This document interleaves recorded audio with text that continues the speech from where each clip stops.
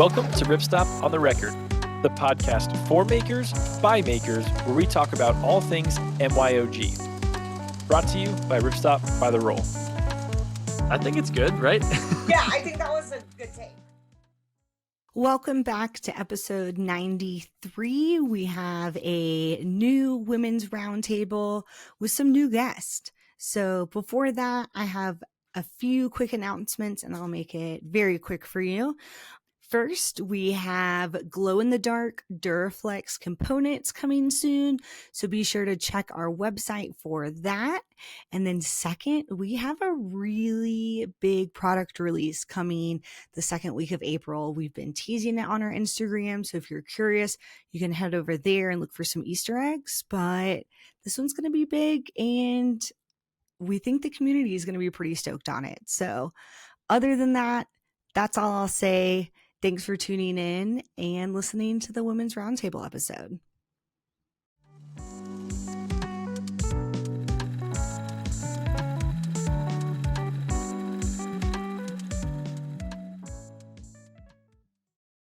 Welcome back to our Women's Roundtable series where we dive in to the world of make your own gear with some incredible female makers. Today, we're continuing our conversation with a focus on design and addressing unique challenges and perspectives with women in the MYOG industry. So we'll go around and everyone's going to introduce themselves.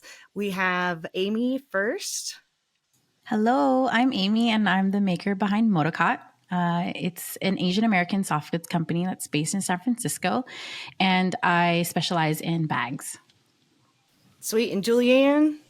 Hi, I'm Julianne. I live in Durango, Colorado. I am the maker behind Wild Brush, and I make eco-friendly, artist-designed outdoor gear. And last but not least, we have Kelsey. Hi, I'm Kelsey. I live in Ganawage, Quebec, in Canada. I own Caltech Gear and I make bags. Cool. So we'll get kicked off. We have two different categories. The first category I have is just all about MYOG. And for others who have or haven't been on the podcast or might have not listened to past episodes, I just wanted everyone to share what inspired them to get into MYOG. I always think that's fun to learn the origin story of how everyone got started. So who wants to go first? I always wanted to sew. So a couple of years ago, well, more than a couple of years ago now, I started taking like little sewing classes in Montreal.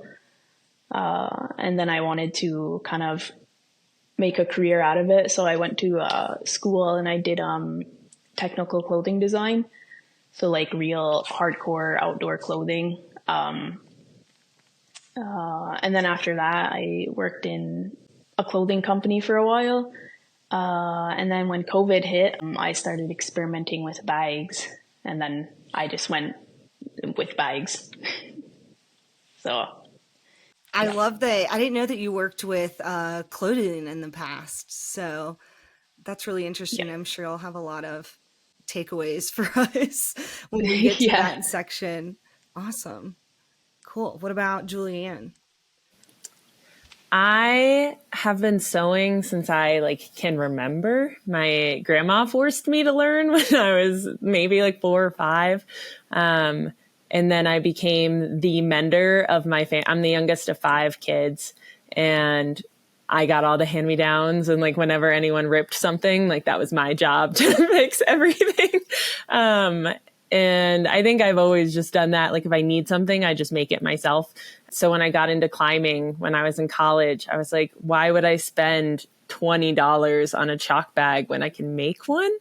And then I had leftover fabric, and now I have a company. So it just kind of snowballed from there. I was going to school. I'm a registered dietitian. That's what I went to school for. I have a degree in dietetics and exercise physiology.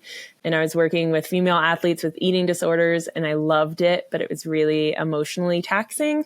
And I have really bad ADHD, and I'm not a good employee. I get so distracted. And I started working for a year after college, and it just wasn't, it was really draining. And I was like, why am I not just sewing full time? It feels a lot more soul fulfilling. Yeah, it's been 7 years. So here we are. Wow, I love that. So I started my MYOG journey pretty recently. I used to work at Facebook, which is now Meta. And I have to say, like, that I feel like I knew all along that I didn't belong there and that I wanted a career where I worked with my hands.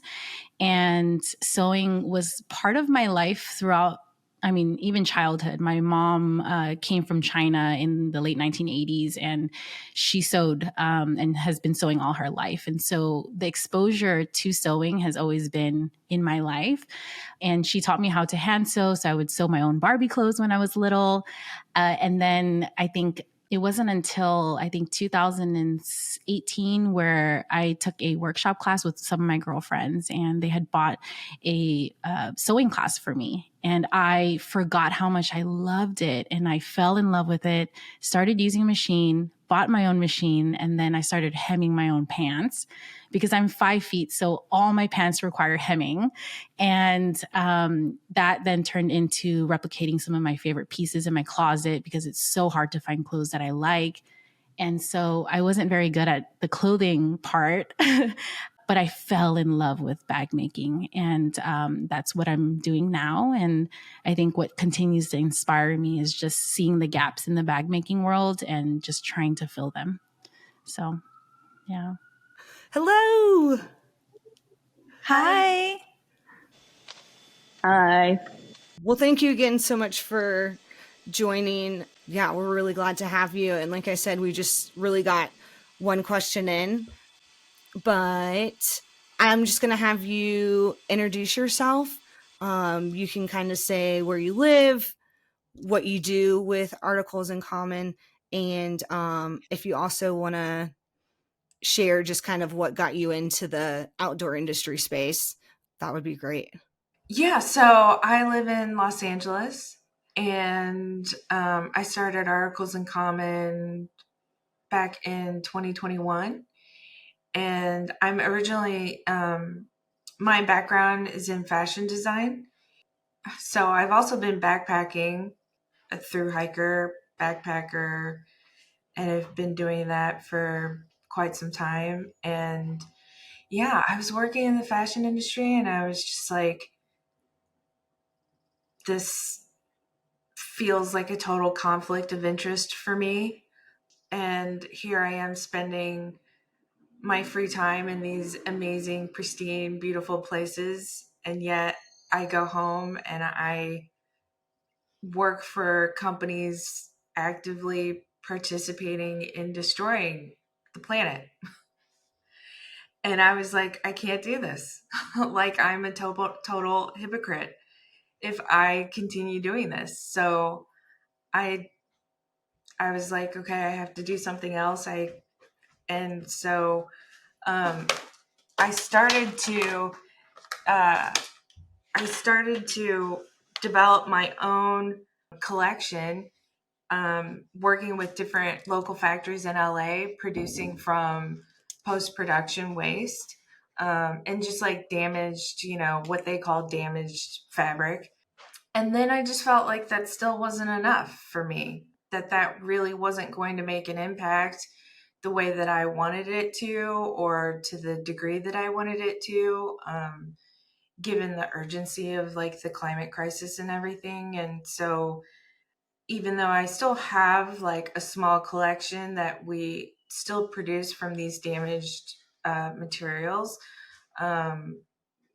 it's more of an upcycling collection than anything now. But the main thing that I do is resell and buy used gear. And so, yeah, I just like, that's the longer version of it.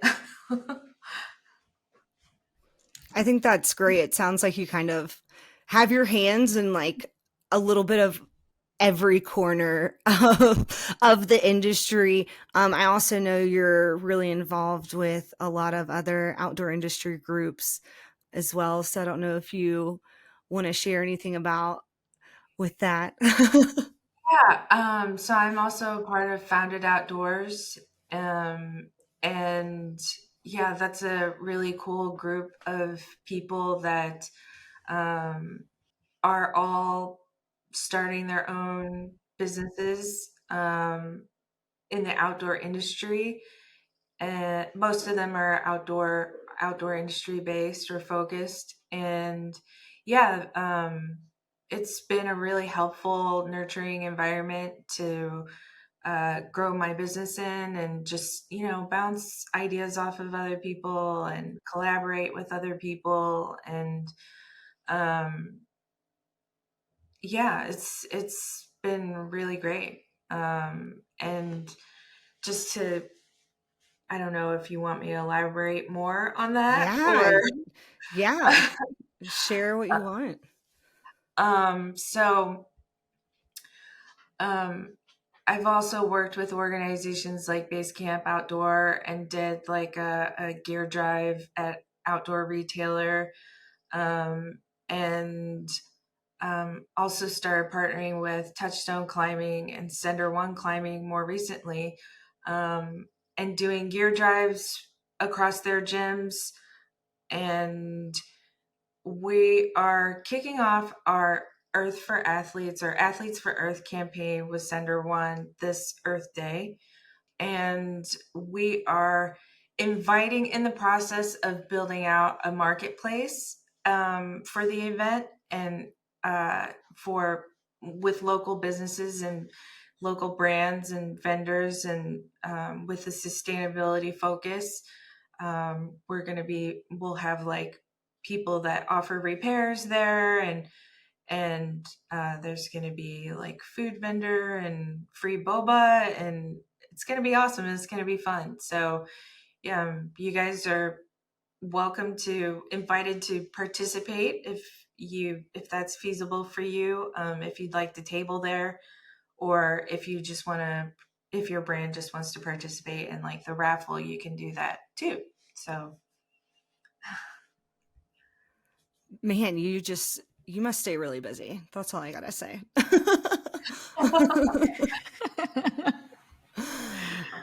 Cool. So our first real question here to kick off the podcast, and it's kind of long, so my apologies, but have you ever encountered any stereotypes or biases as a woman in the MYOG or outdoor space? And then how do you overcome these challenges in your work and interactions within the community? So anyone who feels inspired can kick us off. It's something that I just noticed recently. And after noticing it, I kind of reflected back on past experiences. And I'm like, oh, this has been going on for a long time. And I'm sure you guys can relate. But oftentimes, like when I meet new people, they ask me, what do I do for a living? And I tell them I make bags for a living. And so it's either they tell me that this is what they think, or I can catch it from their responses. But oftentimes they think I make like cute quilted pouches out of fabric from Joann's at the local store.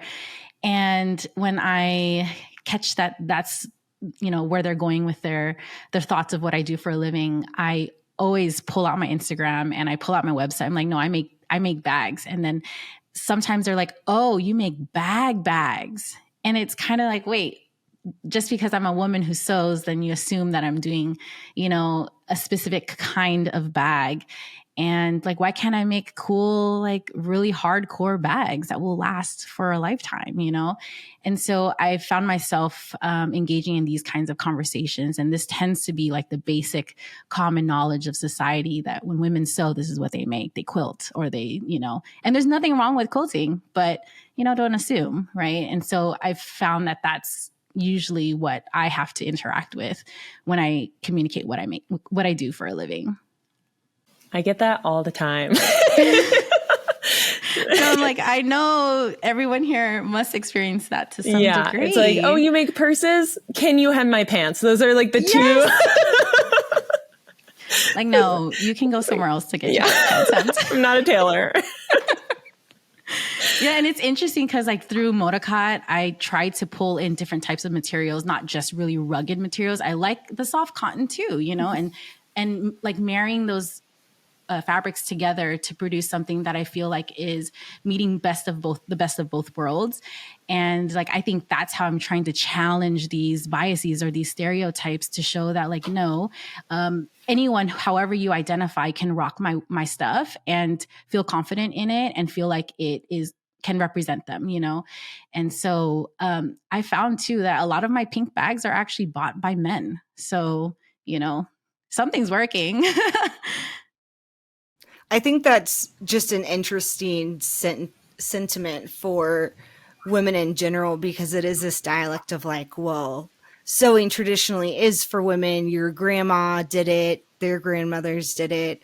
It was kind of a woman's responsibility. And I know that on the flip side, a lot of men and guys get, well, guys can't sew, guys don't sew, but also a majority of our specific client base at Ripstop by the Roll is 70% men. So there still is this like underlying factor of women cottage companies and women outdoor brands being the minority in the outdoor industry. If you look at, you know, we put together a comprehensive list of all the women makers that you can see on our website, and I'll post a link on our blog. And if you know of a woman cottage company or brand, send them our way, because it's really just based off of recommendations at this point. I was just thinking, you know, there's a lot of cottage companies owned by men, but when you look at it, there still weren't. And the list is growing and it makes me really happy. But in the scheme of things, it's still such a small percentage of MYOGers in general. So it's interesting to think that, you know, on the flip side, people are asking you like, oh, you make cute purses. Can you hem my pants? Can you fix my shirt? Like that's all that you can do. So I know that it's an interesting challenge on both sides. Is there a way that anyone tries to like fight that bias or stereotype, or is it through your work? Is it through your brand voice, or, you know, does anyone have a relatable situation to that? I kind of have a relatable one, if I could tell it. I think it's more related to the outdoor industry. Is that along the lines of the question also? Okay, so the only thing I really do outside or in the outdoor industry is climb, really. And I've definitely noticed that the climbing industry is mainly men. I remember I was climbing one time with my boyfriend, and there was a guy next to us, and there was a woman on the wall climbing, and she was climbing, and he was just like, kind of like made a comment like, oh, I find like women always struggle with this kind of thing. And as a new climber, it just made me feel really insecure to climb in front of men. And then recently I was also climbing again, and I was with my female friend, and we were both trying to ascend like a V2. It's not a hard climb, but you know, we were trying to do it, and we were sitting down, and then a guy went and he did it, and he like was all dramatic and like jumped off the wall as if he was like falling, and it almost just seemed like was making fun of us for not getting the V2. And I find for me that's some of the stuff I encounter. So sometimes when I climb, I'm just not really comfortable when it's just all men in the climbing gym. Even if I'm with my boyfriend, sometimes, you know, if it's just like 10 guys around a problem, I'll just go on the other side of the gym. So I try to climb with the women, but that's something I've encountered. And just with my business, I find when I do markets, it's always only like guys that will be like, well, why don't you do this and why don't you do that? But women will never say that. They'll just be like, this is amazing, I love it. So that's one thing I really noticed. Does everyone here climb? Almost everyone. We got a yes from everyone but Amy. Well, I cycle. wouldn't call myself a climber, really. I'm more of a backpacker and hiker. I've climbed, but I don't call myself a climber. Yeah. I think there's definitely forms of that in lots of the outdoor sports. I mean, we've all heard and seen the female solo hiking, like how do you stay safe, gone through those questions. Same for cyclists. I think a lot of the sports in the outdoor industry are very male dominated. So I think that leads me to the next question, which is a great lead in. But what do you think the either the outdoor industry or kind of the DIY MYOG industry can do to be more inclusive of women? One thing that I noticed that one of the gyms do here in Montreal is they'll host like a women's climbing night. So it's just for women, and I find that's like really amazing. Or our local Arcteryx will hold like events for women too, like climbing or yoga and stuff like that. So I think just holding space for just, for just women to come and feel comfortable and not, feel like they have other eyes on them is really important. I think that that's so important because I recently experienced at my gym every Monday of the month, they have a She Sends women's climbing group program. And I initially thought, oh my God, great. They're going to close this gym down. It's just going to be for women only. And I walk in and was like, wait, what is the situation here? Like they host an event for women to come out and climb, but they're not making it feel comfortable. Same, they do LGBTQ nights, and I'm like, oh well, they should, that's an important part of feeling comfortable is having that space held only for those people. And it's from like 6 to, you're not like closing the gym down all night for people. It's like from like 6 to 8 or 6 to 9 whenever the gym closes. So I have beef with that because what you said makes so much more sense. But here it's like, I still feel like, oh, well, I'd love to meet other women and to connect with them. But how do I know who's here and who's willing to connect? Some people are good. They've got their climbing buddies. They don't want to make more friends. And then there's some people like me, new to a new town, and I need more than just one belay buddy. And it'd be nice to find that person. So yeah, if anyone from my gym in Asheville is listening, we've got beef. But I think that's really important that you mentioned that, Kelsey. Yeah. They do close the whole gym, and it's like an event where you have to sign up. So yeah, I think that's really important. Yeah, I think that's really good that you have that, Kelsey. Because like to your point, Avery, I feel like not just from a climbing gym perspective, but just overall in the industry and in many businesses, I feel like sometimes just companies like to just check the box and they're not following through on what's actually being said. And I find that happens more often than not, especially like in marketing. I'm like, okay, there's this woman that's wearing this, but like I'm trying it on. It doesn't fit the way that you're saying that it does. And then I'm looking at the people in the leadership roles and there's no women in there. And so it's just like, well, there has to be a woman in this leadership role or somewhere in this company that represents what you're trying to advertise. And so I think like from a follow through perspective, like I feel that that's really lacking in the industry and it sucks. Needs to change. Definitely. I wouldn't go if it wasn't an event like that. I just wouldn't sign up. I mean, I agree with everything. My climbing gym also is the same thing. I was so excited when I moved here and I was like, women's night. And yeah, we have like queer nights. And I showed up and I was like, this is just all men and me in here. I was like, okay, this isn't really super helpful. But yeah, having people in position, I mean, that's like for everything, like making room at the table to actually, you can't be selling women's clothing without using, a designer that has a female body. Like that's kind of important to understand fit.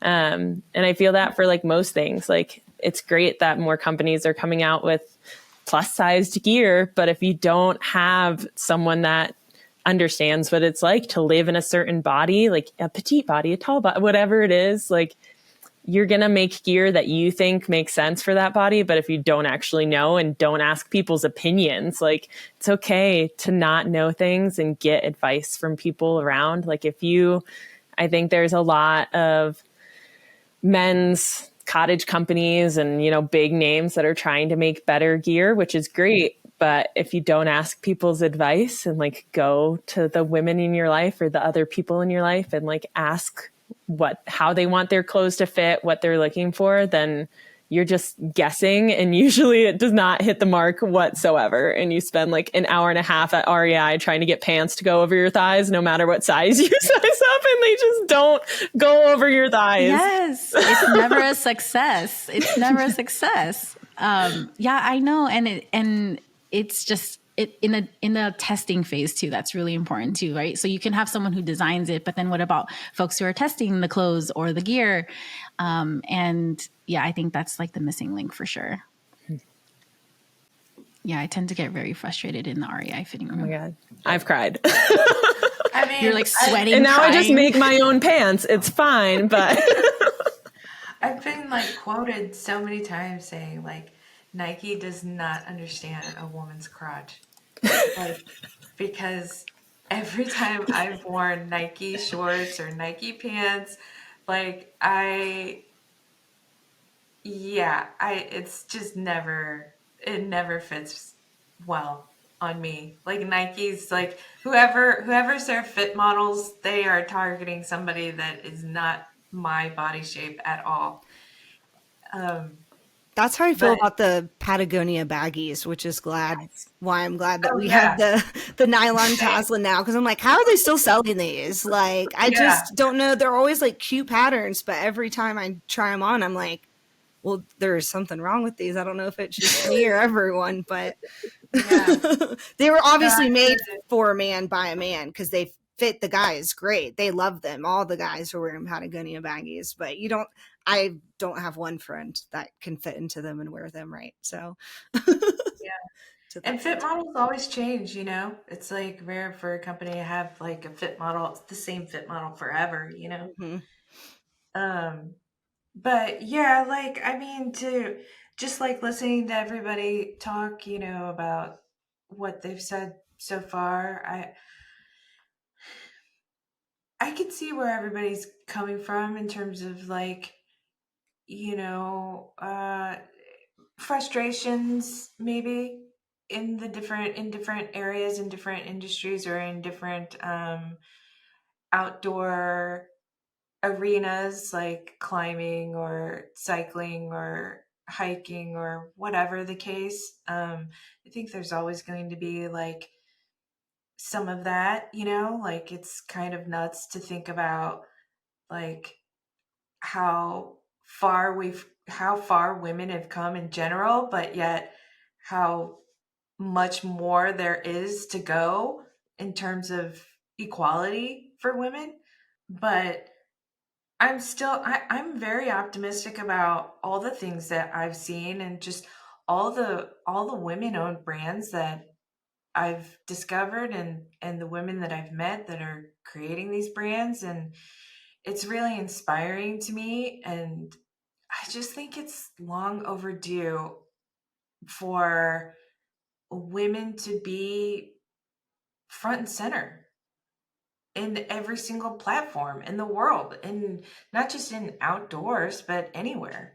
I just think it's long overdue. And we can spout all the DEI and all the diversity we want, but unless we actually start doing it, it's never going to change. And I think that's another reason why I got in this game, is because all these women brands, it's great. But if they're ultimately being sold by men that own all these retailers, putting up all this red tape for them to jump through or jump over, like how's that, how can we get past that, And that's why I just want to do whatever I can to get eyes on as many women brands as possible. And like at Flash Foxy, I was there with, vending for articles in common, but we also showcased some really awesome women-owned brands, like Ryokan Instinct, for example. We resell dog gear, like specific to like outdoor adventure dogs, like used gear to help mitigate the waste generated from dog gear. But she's producing protein bars for dogs out of Washington State, which I think is cool. Like, I haven't met anybody like her. And so, I invited her, asked her if she wanted me to sell, if she'd be interested in me selling Ryokan at future events. And yeah, it's like just to try to grow awareness for brands like that. I think I would love to be that retailer that is only selling all women brands in the outdoor space. I think it's like, forget REI it's like they're mostly men. It's like, I want a place where it's just women.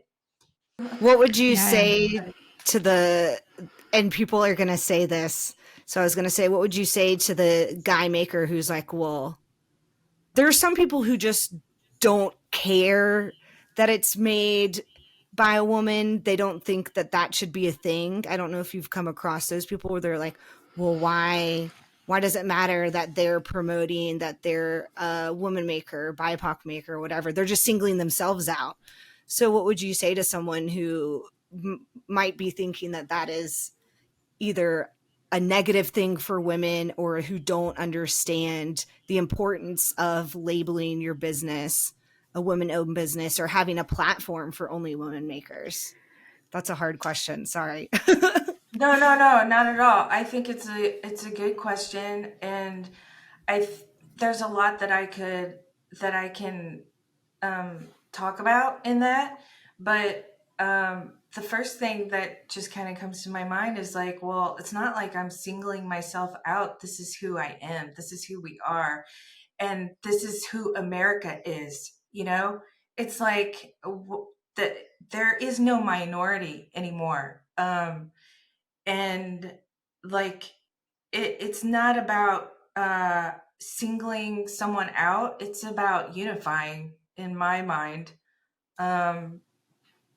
And how does that, by saying that you're a women-owned brand, I think it just gives visibility to how many brands out there are actually made and produced by women.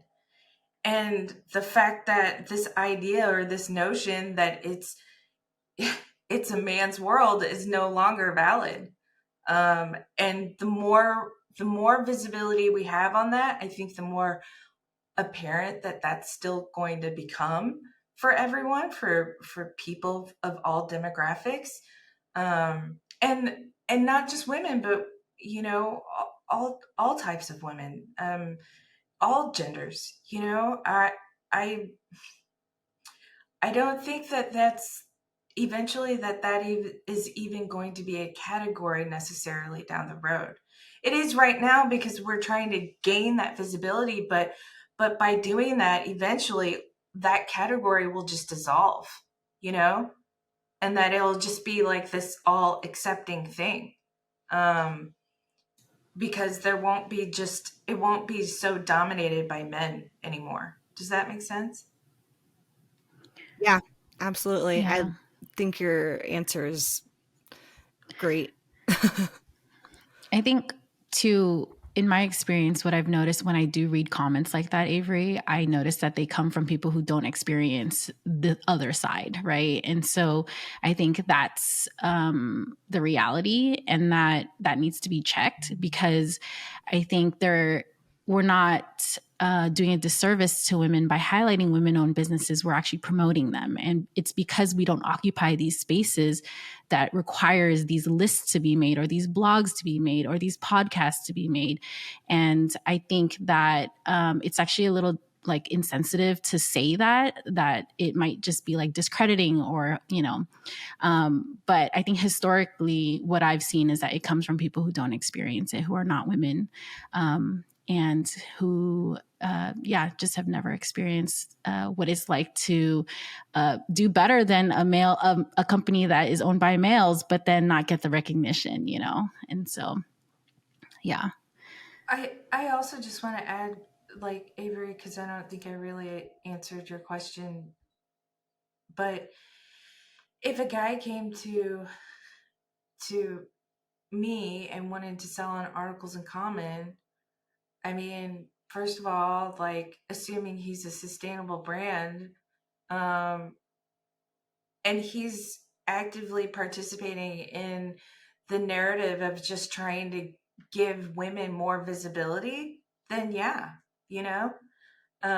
if he understands that and is all about that as well, then why not? I don't feel like I'm not in a position to like seclude people. Like, that's not what we're trying to do at Articles in Common. We're not trying to seclude anyone.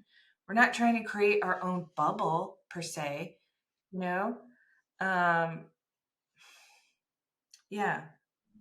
Yeah, I totally understand what you're saying. And I only asked because, it might happen after this podcast, and Amy's seen comments. I've seen comments. I've had to reply to these comments. Julian's shaking her head. So, I just thought, sorry, challenged you with the with the hard hitting question, No, but yeah, I think your answer it's all was good. really great. Like, I would say pageant level answer. You did fantastic. um, cool. I'm going to move on to the next question, which we have more. This category is more about designing women's designs, backpack designs, clothing designs, things like that. So I'm just going to open this one up, and whoever feels inspired can answer. What changes have we seen over the last year in terms of backpacking gear or any type of outdoor gear or clothing adjustments for women in the gear industry? I know that I've seen a few over the last year since we last released this podcast. I know that some of you have made some changes in your own gear, making new gear. So yeah, what have you seen? What's inspired you in those changes that you've seen? From that cycling perspective, I've noticed that the bibs have changed in the last year or two, and I love it. I see you're shaking your head. You're like nodding, Julianne. Like, instead of having to take off the entire thing to use the restroom, they have ones where you could do a drop tail. And I love that. Oh my goodness. So I've really loved seeing that, especially with local brands here in the Bay Area. They're starting to bring those offerings in. And I love seeing that from a cycling perspective. And it sounds like there's definitely some women in the testing phase that's going on in those companies. So I love that. I honestly had to ask all of my friends this week, because I was like, last year, I think we talked about like Alpine Parrot. We talked about Alder Apparel, and they're like doing great things for like women's hiking clothes and women's outdoors clothes. But I was like, what has happened? And I do think like, yeah, cycling bibs. I know I snowboarding bibs. It's so much easier to pee in the newer versions of them than the old ones, which is so nice because, I mean, you guys have seen me in the past 10 minutes. I drink a whole liter of water. I pee all the time. So that's really lovely. But I was trying to think of like really big things. And honestly, I was like, wow, I'm kind of disappointed that I can't think of more changes. I mean, if you follow my business, I love colorful things. And I'm like, yeah, there's not like from big brands. I think there's a lot more cottage companies that are coming up that are women owned, that are doing like just incredible new things, new designs, really innovative, really like fun, in all different colors, because we don't just want like hot pink and magenta. I think that was a big conversation we had last year of like, yeah, women like green and black and all different colors. But yeah, going to like most standard outdoor stores, I feel like none of the big brands have made any changes in the past year that have super impressed me. And I hope that you guys have some things that, will make me happy, because I was trying to think of things and I was like, oh, all of the same things from last year, all these amazing women-owned companies. But I really couldn't think of any like really awesome, innovative designs from any of the bigger names. Or even like the bigger cottage companies. Just from coming from technical clothing, it is still like kind of a big issue in the industry with the bigger brands of trying to include women's body shapes. I remember in school it was talked about a lot with the teachers about how the big brands are still, catering to kind of a certain demographic when it comes to women. And, not accommodating, kind of like Emmy, how you said with like Nike doesn't understand women's crotches and stuff like that. I have found though that the North Face, not all their stuff, but I find a lot of their stuff has changed in the past few years to accommodate like bigger shoulders in women. I struggle a lot with trying to find clothing, outdoor clothing to fit like my shoulders and my wide rib cage.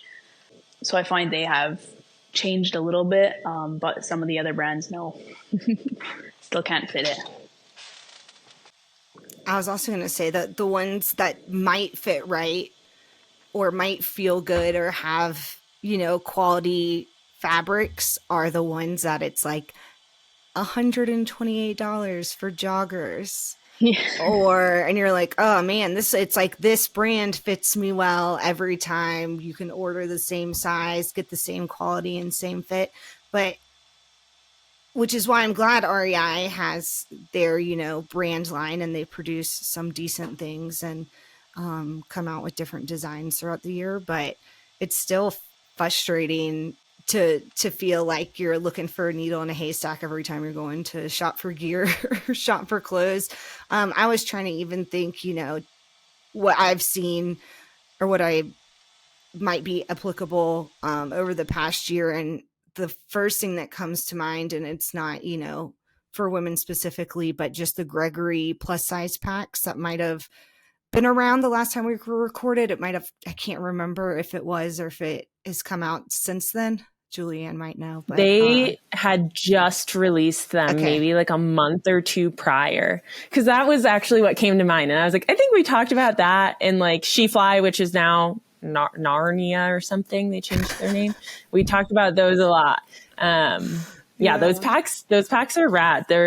And I think a lot more companies are coming out with plus size packs this year. I've like seen a couple companies like tease them, which is fun.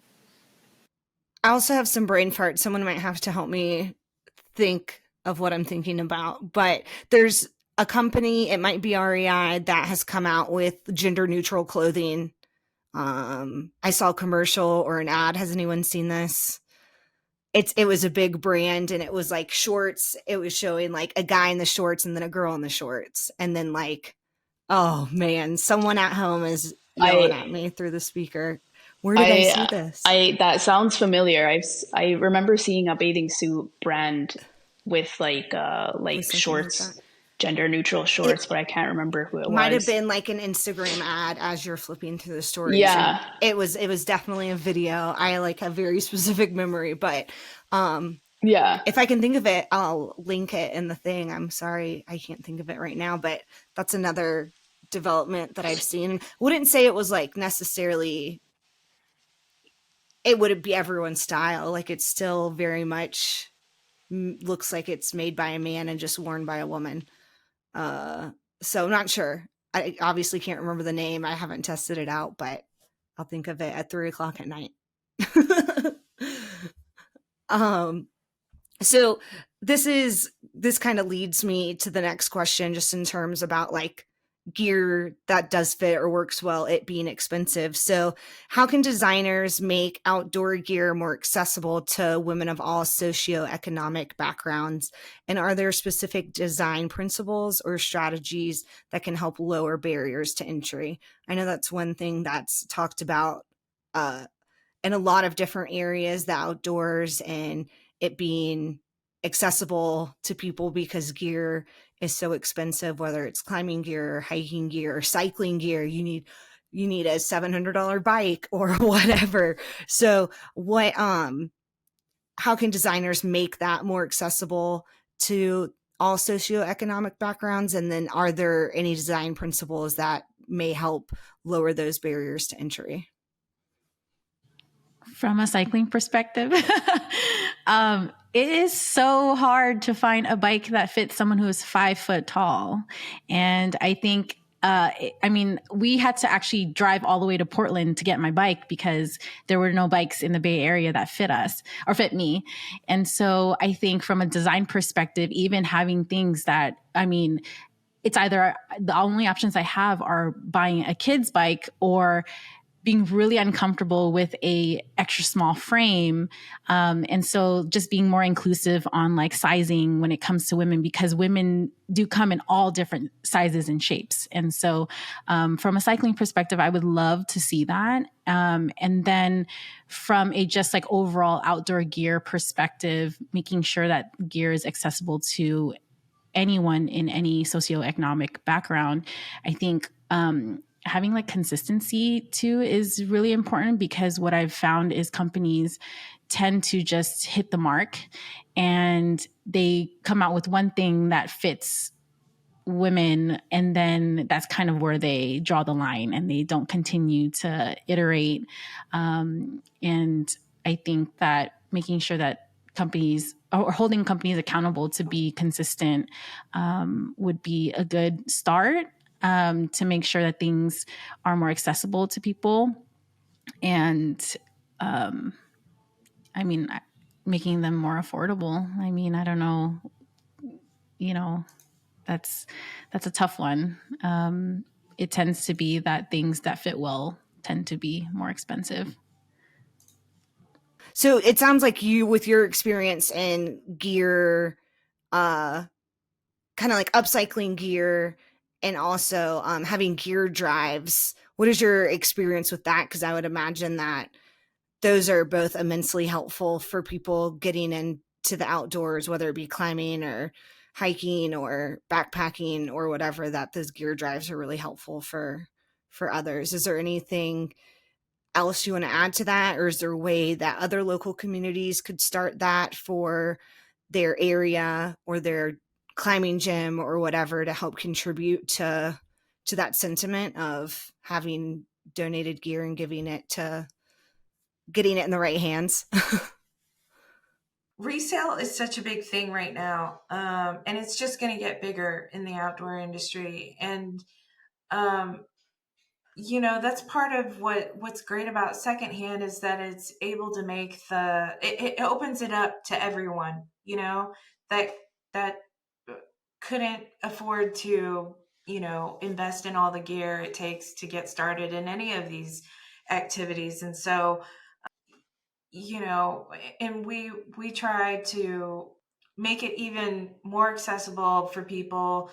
We started a Buy Nothing Facebook group specifically for the outdoors to try to help folks, but also to keep gear in circulation. So like when we sell anything, we always have inform customers that once they've used it and they find that they either want to get rid of it or whatever, that they can send it back to us, or they can post it into our Buy Nothing Facebook group.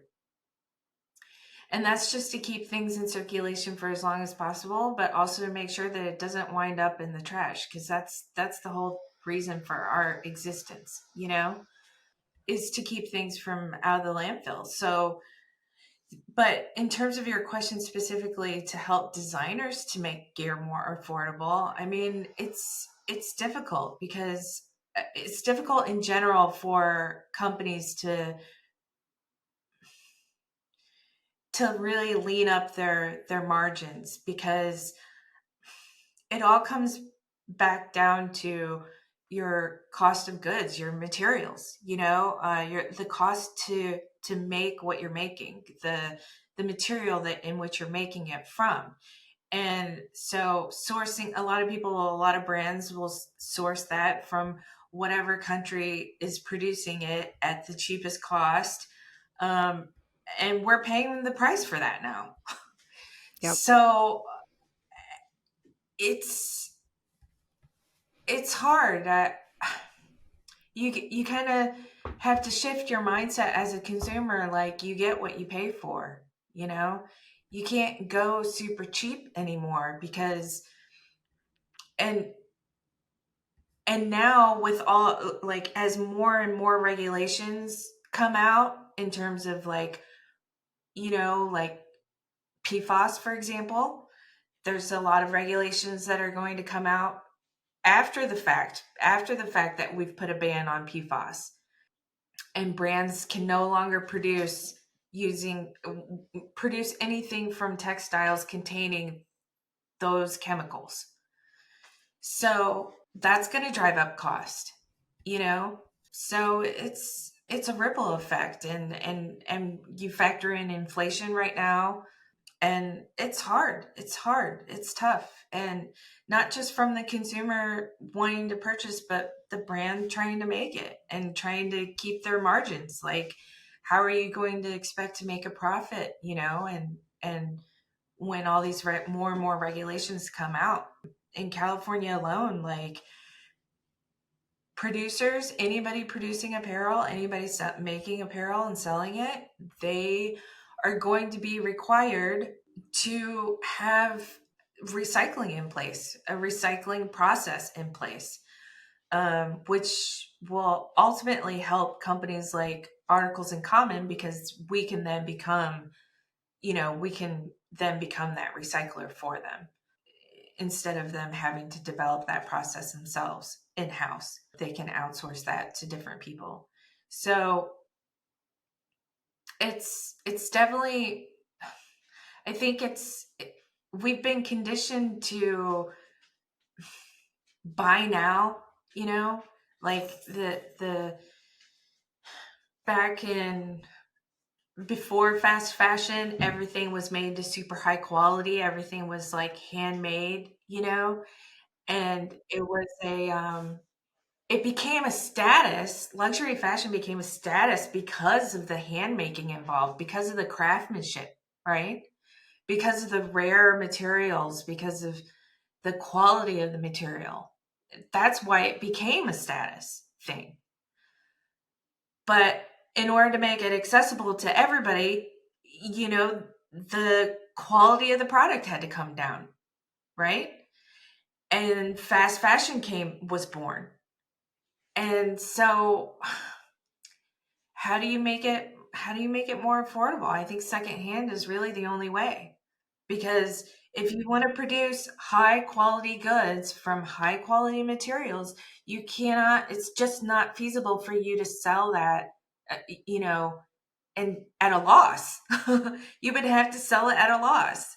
And who's going to do that? No one's going to be able to do that. Businesses, you know, have to be able to make a profit. So I think secondhand is really ultimately the way to make it more affordable and still keep the high quality of material, you know? Right. And get rid of fast fashion altogether, because that can't be a part of the equation anymore. It just can't. Not for the planet to be sustainable. Yeah, Sorry, that was a long-winded there's answer. a lot of places, and a lot of ways that we could follow up with that. Man, I'm trying to think, just in terms of materials and cost, I think a lot of times consumers don't realize that that is a factor. And I'm sure you've all personally had experience with your customers being like, oh, well, why is this bag $120? But you know, they can go down the street to their big box store and get it for 80 or whatever. I think sometimes it's hard to get the point across of why you're using EPX 200 in your bags, because it's made out of 100% recycled material.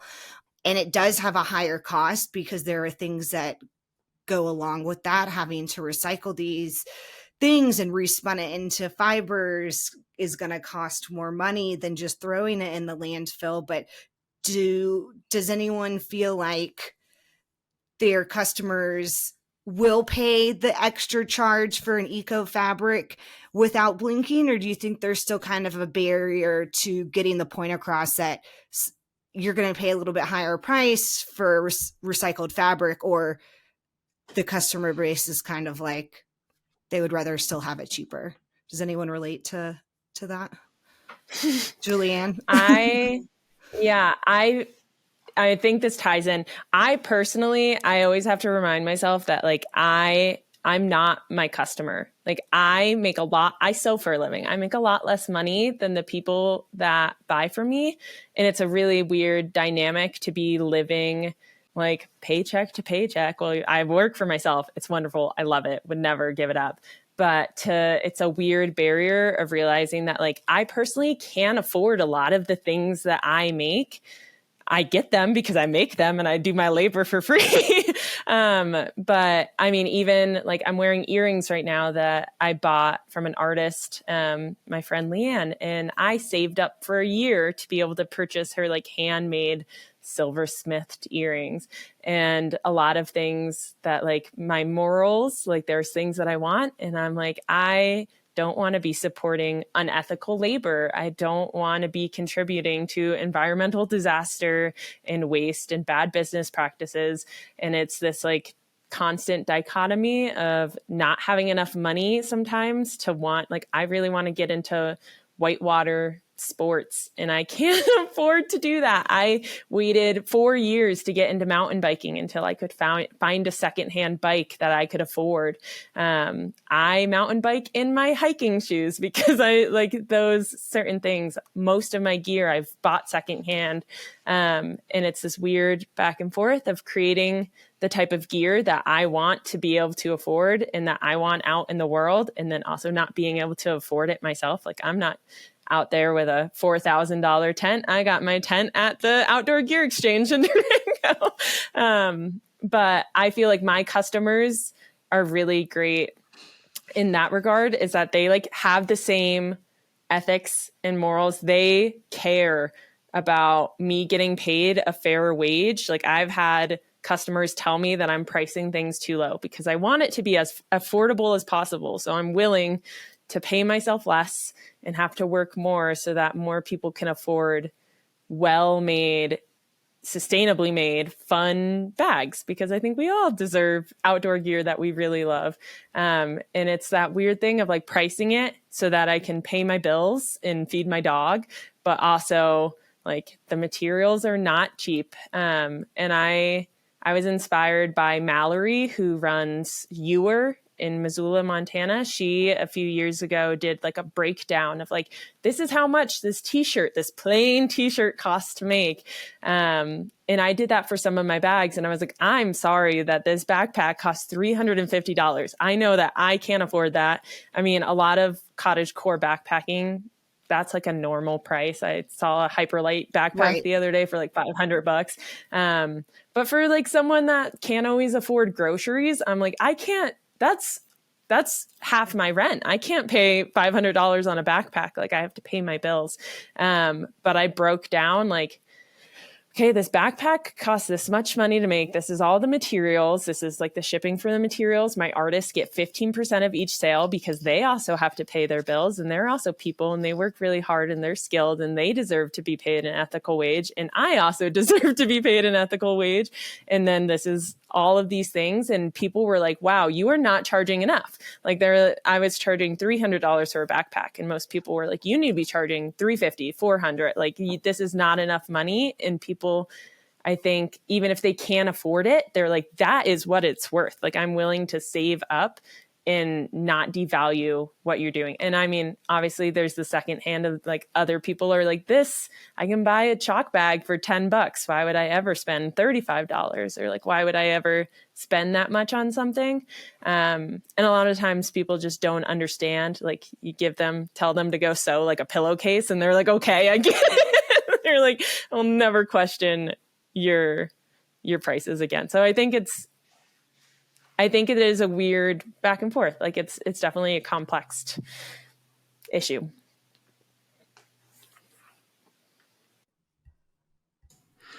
I have a comment on M's response regarding Buy Nothing.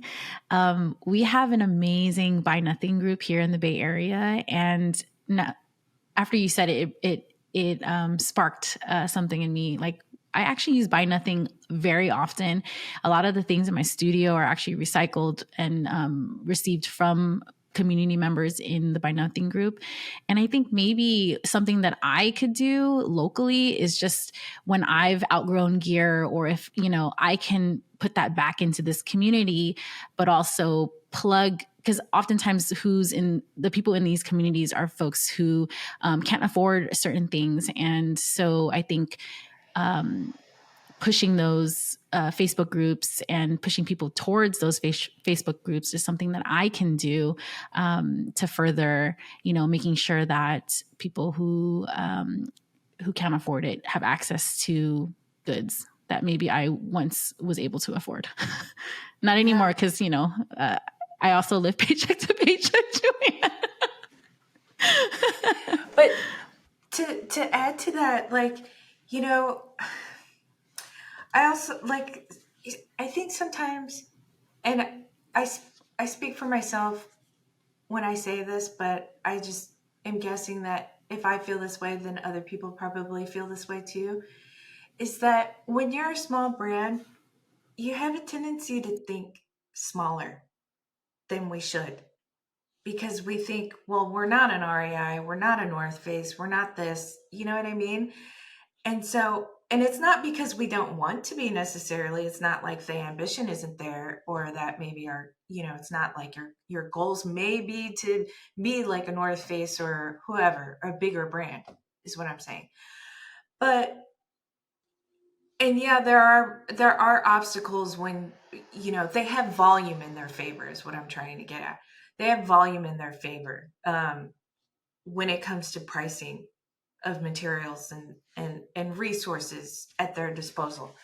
But it doesn't mean that you can't, as a small brand, be a sustainable brand right off the gate. It also doesn't mean it like, what I'm trying to say is, like, you can also think about, okay, the Buy Nothing group. How can I, like, all the brands are doing, like, they're integrating third-party platforms to resell their product, to give their customers the ability to resell their product. Okay, well, small brands can do that too.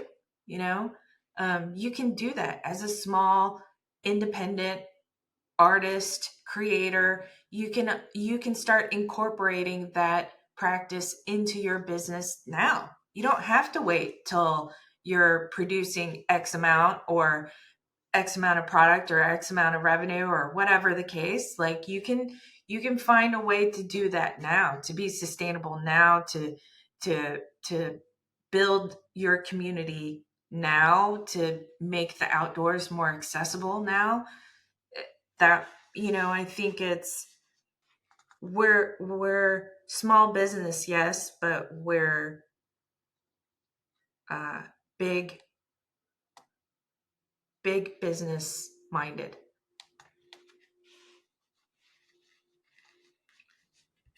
I really like that sentiment, that I think a lot of us think, we're doing what we can and maybe impacting our community in a smaller way. But if we thought bigger, I think our reach could also be bigger. Like Amy's just saying, recommending that to more people. I think that's a great idea. I think there's definitely been a huge curve of, people thrifting and buying secondhand more. I mean, my mom has been selling secondhand my whole life, like had a consignment store that I was basically raised in. And I was so embarrassed as a kid to be the kid in school that had like the thrift, the Goodwill outfit, or the secondhand whatever. But I think that it's bigger than that. keeping it in circulation is huge, like you're talking about, and a lot of times there are people that have a rip in their gear and they're like, it's trashed. I need a new $350 backpack. But my whole thing, and one of the great things about DIY and MYOG is, in my head, it's reduce, reuse, repair, recycle. First step, trying to reduce our impact by maybe using eco fabrics or buying fabric that's really hard to do, that's produced in the United States, because even if it is eco fabric, it might have been produced. There's not going to be a perfect solution right now. But I think every little step that we take definitely makes a difference, even though it's small brand, big mind. I think that's a really huge takeaway to remember that, because you are making more of a difference than you realize. And if you think bigger, you might impact bigger. So, I really love that. I'm going to ask one more question and then I'll open the floor for you guys to ask questions if anyone has any. But how important do you think mentorship and collaboration are for women in the MYOG community or in the outdoor community? That could be, outdoor groups, outdoor buddies, pals, but has anyone experienced that mentorship or collaboration? How has it helped you? And just any sentiments or stories that anyone has. I feel like mentorship has become really big for me, where when I started, I was like just getting into the outdoors at all. I grew up right outside of DC, which now I'm like, oh, there's actually like things there. But when I was a kid, like I played soccer. I swam, we'd take the metro, go to the free museums on the weekends. That was about it. So I like had just gotten into hiking in college, and I like didn't know about these things. When I made a chalk bag for the first time, I had been climbing for like 3 weeks. I didn't know any of these gear companies really at all. And when I started, my company used to be called Dirt Bags. When I started Dirt Bags, I didn't know any climbing brands. Like, I had never heard of anything. I didn't know what a black diamond was. I was just like going to the gym. I lived in Tallahassee, Florida. That was like a warehouse that had like a bunch of buckets on the floor, because every day when it rained, it would just like fall. I had absolutely no idea what was going on.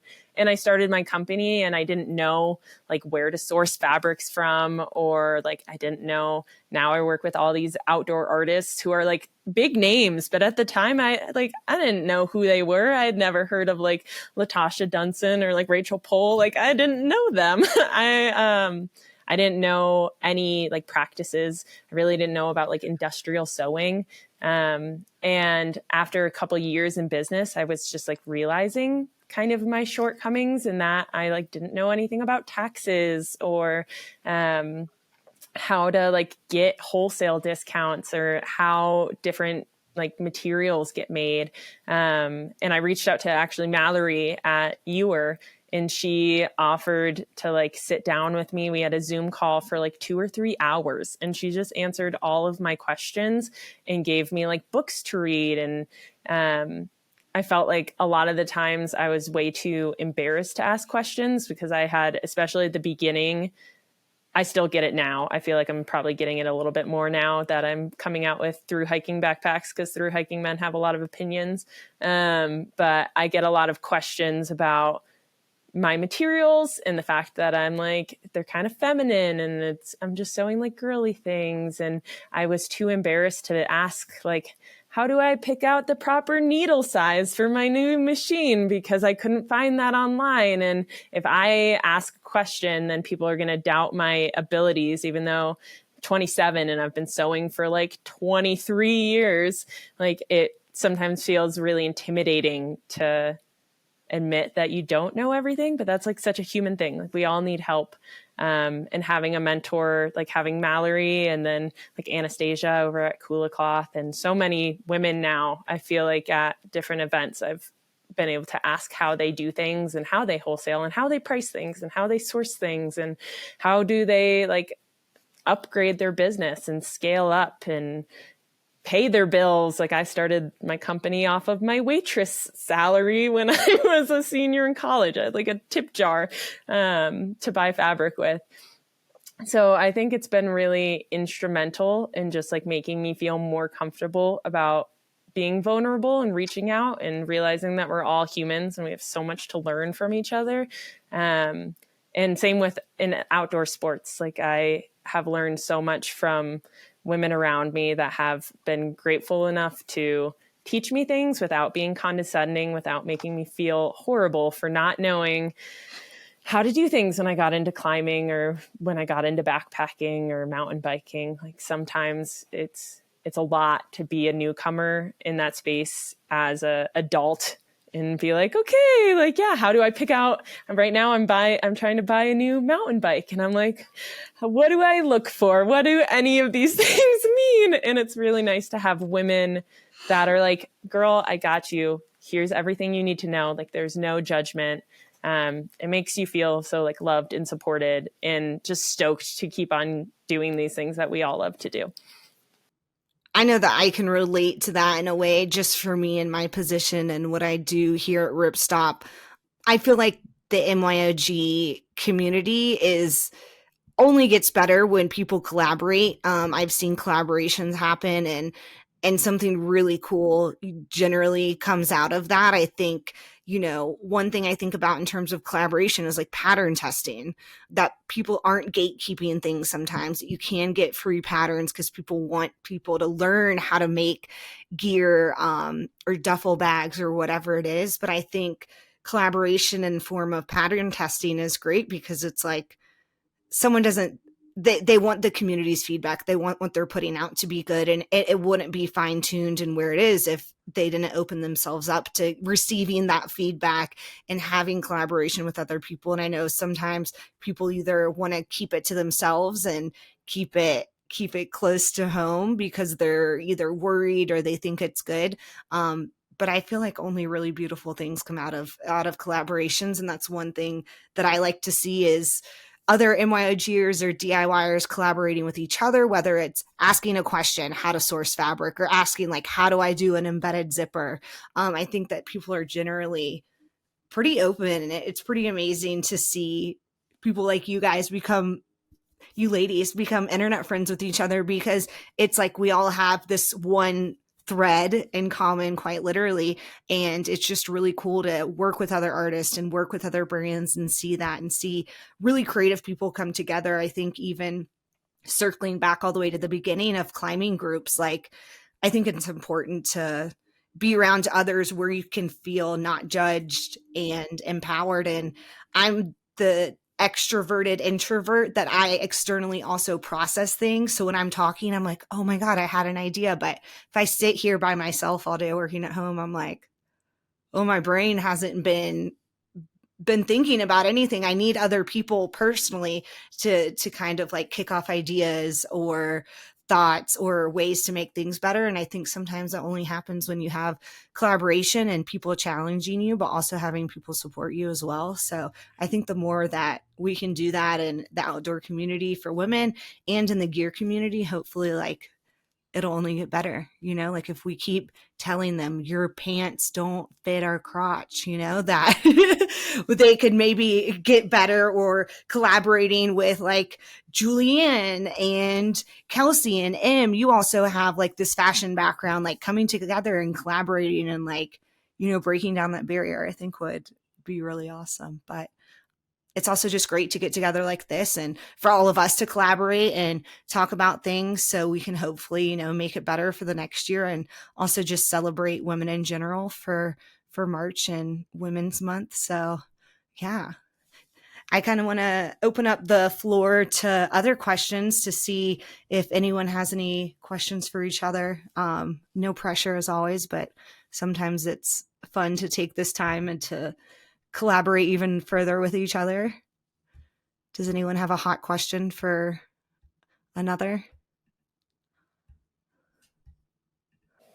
I'll ask just a general question. What are you guys like really excited about? I feel like I've been talking to some of my like maker friends, and they have a project that they're like really like been brewing in their minds. And I'd love to hear what you guys are like really feeling passionate about at the moment.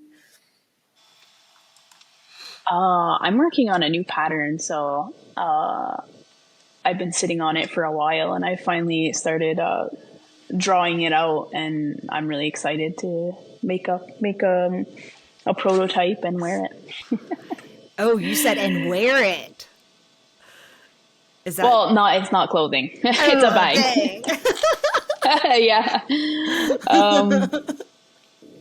I would love to make more clothes. If I usually make clothes in the summer. I make a lot of like tank tops and shorts, but I don't post it because it's just like little like Yeah, it's just like little compression shirts I wear in the summer and stuff. So, ooh, I have to tap in with you, Kelsey, because I don't know how to make any apparel.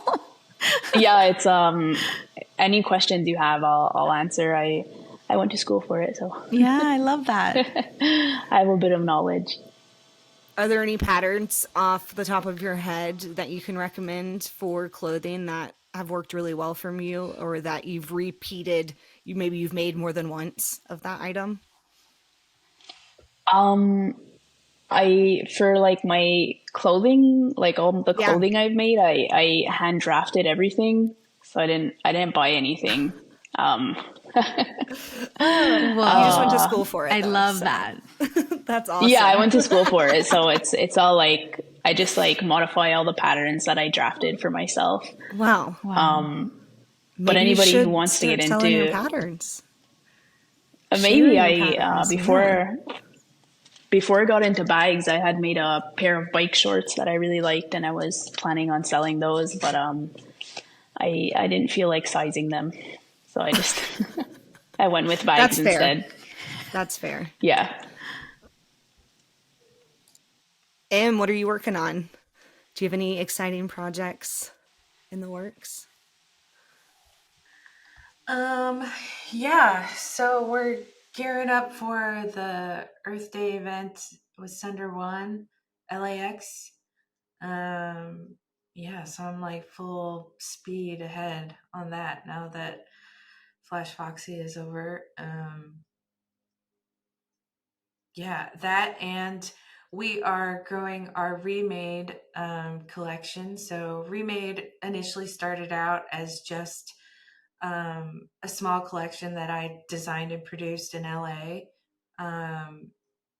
But now I want to start adding more creators, designers that are upcycling materials into our shop. So, but they're, ideally focused on the outdoor industry. But I think initially it doesn't necessarily have to be specific to the outdoors. But yeah, it's going to be like Etsy, but more niche than Etsy, like upcyclers specifically. Just because I really believe that that's the way that things have to go. That we really have to start reusing materials and not buying new. And if we're really going to change, I mean, we don't have much time. And when I say we, I mean us as a species. Like, it's March 18th, 2024. Like, we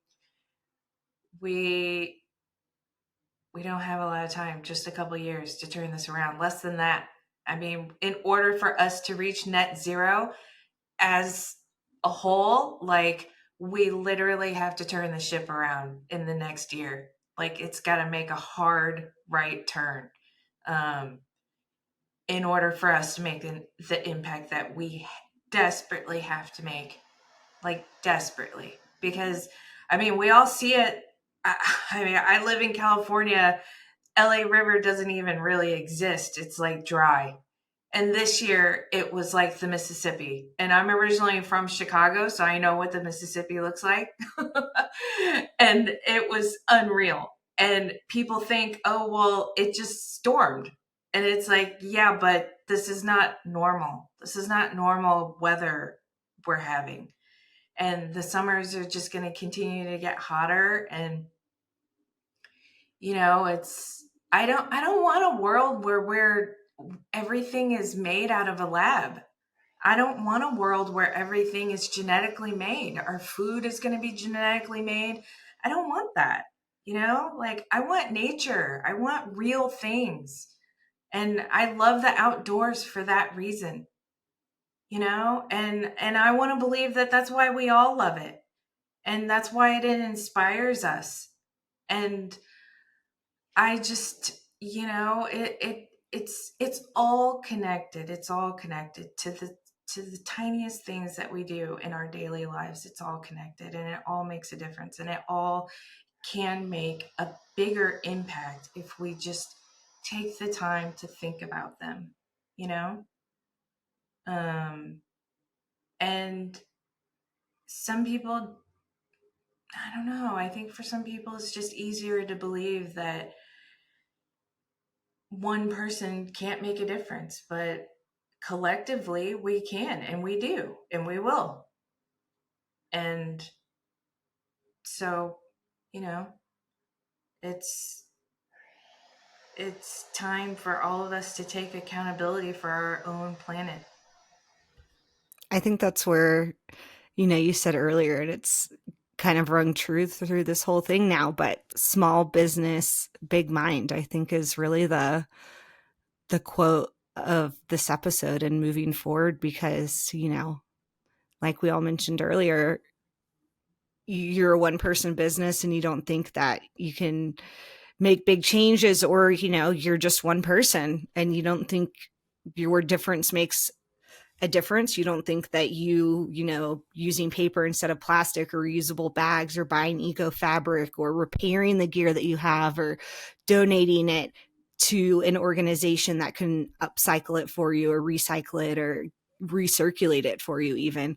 I think that if everyone thought that way, that they can make a difference and that they were just one person, then we'd really be, that ship would be really moving right now. But I do think a lot of We'd be people in a have that different world. sentiment. Yeah. Yeah, we would be living in a different world. We wouldn't even be talking about net zero, Yeah. you know? And here's the other thing. It's like, if one person doesn't matter, then why do they talk about how much garbage one person produces in a year? If it's insignificant, why do we even talk about it? You know? So it obviously does matter. It obviously does make a difference. So how much trash you produce makes a difference. So how little trash you produce makes a difference. Right? Absolutely. So I mean, I think that's where my focus is anyway. It's just like trying to grow that mindset, and in the process making the outdoors more accessible for everybody. Yeah. And helping women businesses. Yeah, just me as a maker, I think at the end of the day, I'm always like pleasantly surprised at how much, if you put intention behind it, how much you can like, you know, not waste. And so I think in our last podcast, Avery, we talked about how like I sort through all of my scraps and then I have specific bins for them. I'm actually working on a batch now where I'm only utilizing scraps from these bins, with the exception of like thread and zippers. And like, that's something that I'm working on. And it does take so much longer to produce a bag when you're patchworking things, but the reward is so significant. And I think from a small business, big mindset approach, I think I want to show the world that like over the past 2 years, this is how much I've saved and accumulated from the scraps that I've generated, and this is what you can make out of them. And so from like a maker perspective, it's totally doable, and I hope that it does inspire people, even though it takes longer. The outcome can be so beautiful and can be positive. But also that automatically increases the value of that product. Not just because, but by making it completely out of scrap, and even though it's more time consuming, you've already added to the value of it, and people that in and of itself is going to become the new luxury. You know what I mean? Yeah, And because patchwork is that's so where, in. yeah, that's where Yes. all this is going. And so the more unique, the more niche you become well, let me back up. The more you drive sustainability into your design, the more niche you become, right? Because it challenges your design approach. It challenges you to think differently, and by doing that, you're creating a more niche product, and then you're going to drive a bigger profit margin because of that, because your product is now more unique than anybody else on the market.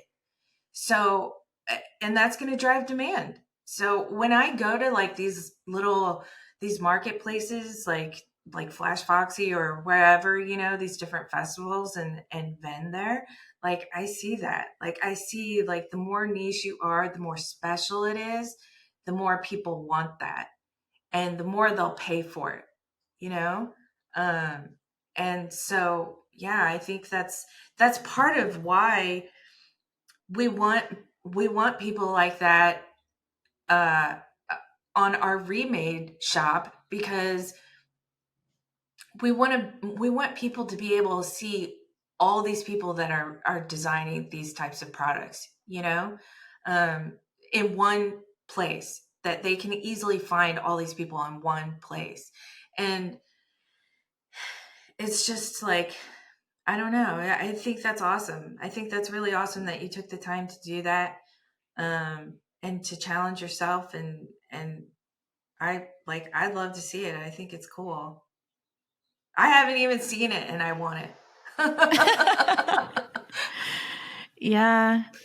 Yeah. I was messaging Lance actually, and we were talking about all these scraps that I have. And he was like, you have to tell the story. Don't just make it a story post. You have to tell the story. So yeah, over 2.5 years of accumulating fabric, this is going to be the result of that. Yeah. That is really cool. I can't wait to see that. And 2.5 years of collecting scraps and all the oh my God, but sorting it, it was like, okay, this is the Ultra Fabric, this is the Eco Pack, this is the Cordura. And just like going through everything, it's like, wow, I can't believe like this could have been in landfill, yeah. That was my goal last year, because I've saved every scrap since I started 7 years ago.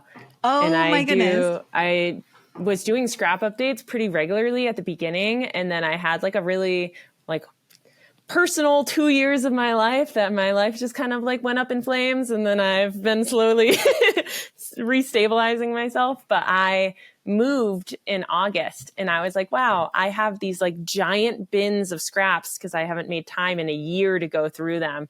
And now I have just like a little trickle left, and it feels so nice to like almost be full. I quilted a bike bag last year. Like I was just doing like the weirdest, because I had these little tiny guys. And then I've also been saving all my threads, and you can use them to, this is like a really niche thing that I just wanted in my house, but those little like foot ottomans. Do you know what I'm talking about? The like little like foot pillows. I got fabric at my thrift store, and I sewed it, and then I'm stuffing it with the scraps that are too small to use for anything else. Because I once made a dog toy with those, and I was like, this is great. And then my dog ripped it apart, and I was like, there's fabric everywhere. So you're using it as stuffing. Using it as stuffing for like more like home goods stuff. So that's like, I have my scraps all separated. I have like 6 different bins for different types of fabric, and whether it's like art printed, because then my artists get more money too. They get, anything with their art on it, they get money from that. So then they get a little bit more. But I have like my solids, my mesh, whatever. And then I have a bin of just like anything, like I sweep up anything on the ground and I put it in there. And then any like small little scraps I can then use to stuff this foot ottoman, which eventually I will get to use. One day it will be full and I will get to use it. Wow. I love that. It's like a story that you're telling too. Like, okay, this is what I was using this past year or this past 2 years. And that's cool because I'm sure your pieces too have a lot of the artist's work. And so you can see like all the artists you've worked with in the years. Yeah. Oh, that's cool. Yeah. I found scraps the other day that I was like, this is the first like bike bag I ever made 5 years ago. And I just happened to find a little piece of it. And I was like, oh, that's really fun. And I made it into an ultralight jewelry carrier. And I was like, now I get to like backpack with this. So cool. Yeah, it is fun. It just like adds another layer to have that. It is so much work though. It's like so much work. Almost like 3 times as long because you have to patchwork everything, make sure that they fit into the panels that you're trying to make. Yeah, it's hard. And it's endless because the scraps make more scraps and then you have smaller scraps to work with. Yeah. Scrap inception. We should start doing a thing where instead of like, I don't know, you know how people do like the Taco Tuesday or whatever, we should do like a show your scrap Saturday and then motivate everyone to show your scrap pile to see it going, to pressure everyone else and to start keeping their scraps. It's about the collaboration. Scrap right? Saturday. Yeah, I love that. We need to do that. We could start that. Yeah, well, it's starting. I love that. Yes. Who I feel like, Julianne, did we get to you? Did you share something you're excited about? Well, my fabric, I just got a notification that my backpack fabric got delivered. Woo! So I have been prototyping a 45 liter pack for like over, I guess, a year now. And I hiked the Colorado Trail with it. And then I convinced myself like last month, I was like, these are horrible. No one's gonna ever want these. They're the worst. And I was like, did I just make up that it was like really comfortable for 600 miles? So I've been backpacking a lot this week. And I was like, no, I do love this. I just like really was like, oh my God, what if I was just delusional and tired and I thought it was an amazing backpack and I'm just like, was so exhausted the whole time that I just didn't notice. And then I wore it all week and I was like, this is actually great. So my fabric got delivered and I'll be sewing them this week and we'll see how it goes. Yay. Exciting. I'm also making myself some overalls. Ooh, yes. Personal project and business project. It's a work-life balance, you know. Yeah. Nice. Well, next year we'll have to do a check-in again and see how your packs are going and working, because I know that we talked a lot about packs on the first one. Just for anyone listening, I didn't want to have the same exact conversation with different people, so you can thank me later when you re-listen to the first episode. I wanted to make them all different. Yeah, that's awesome. I'm really excited to see that and also hear the feedback from people, and maybe the one change that you're making will help inspire other people to make changes and adjustments to their gear as well. So I think what you're doing is much bigger than you think it is. Thank you. You're welcome. Just a comment. Thanks for inviting me. I had a lot of fun. Thanks, It's always everyone. been my dream to be on a podcast.